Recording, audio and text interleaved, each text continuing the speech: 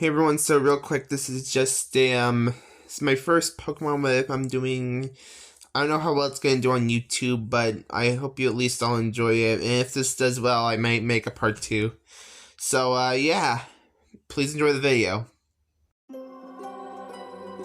Our story begins during a quiet evening in Burian City, where a woman named Delia and her young son, Ash Ketchum, are just returning home from a shopping trip. However, things are not going to be as peaceful as they seem, for in the darkness lurks something mischievous. A gray and yellow ghost type with a singular red glowing eye appears from the darkness in front of the Ketchum family. Clearly it has bad intentions. However, it then looks down at the young Ketchum boy and feels something familiar, as if he reminds it of someone. Curiously, Ash approaches the Dust Noir. Despite Delia protesting him not to, something drew him towards it. However, before Ash getting any closer, an old voice called out to it, as Ash and Delia saw an old lady approaching them. And let me tell you, it was not happy with Dust Noir. "Oh, you vicious beast of a Pokemon! Did I not tell you to stay in your bowl?"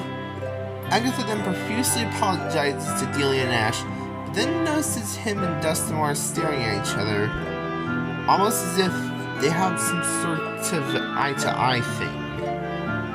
She then recognizes this familiar sight and decides to strike up a deal with Miss Ketchum.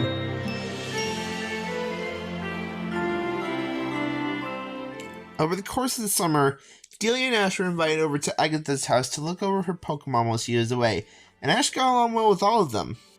Not just Dust Noir, but also her Crobat, Miss Magius, Arbok, Gengar, and a form of Marowak that Agatha told Ash was from the Alola region. Agatha saw a promising young boy and believed he could become her next successor. And this continued onward until the fateful end of summer, where Ash would soon get his first Pokemon. Now, in the original timeline, Ash would stay up late in the missing his first Pokemon, but in this timeline, Ash got up bright and early because he didn't want to miss this chance. But when he got to the lab, he saw Oak and Agatha in the middle of a conversation. And it took them a few seconds, but they eventually noticed Ash standing there waiting. Turns out Agatha was here to give Ash his first Pokemon, but unfortunately Oak was reluctant to let her do so. But alas, Ash was already here, and he wasn't leaving without Pokemon numero uno. And luckily, Agatha had one that she thought would fit Ash perfectly. She hands Ash a Pokeball that has a ghost symbol on it, and Ash tosses it up to reveal a Sableye. Agatha explains that after it was bred from her own Sableye, it decided to be a scaredy mouth and not listen to her. So she figured that if anyone could bond with it, it would be Ash himself. So Ash gains his Pokedex in 5 Pokeballs, and just like that, he's off on his journey. At the first leg of this adventure, Sableye and Ash decide to start off by catching their first Pokemon. And what they see first, of course, it was the Pidgey. But thanks to learning the basics from Agatha, Ash knew that he had to weaken the Pokemon first in order to catch it. So using his Pokedex, Ash learns that Sableye's moveset is Scratch, Leer, Astonish, and the egg move Sucker Punch.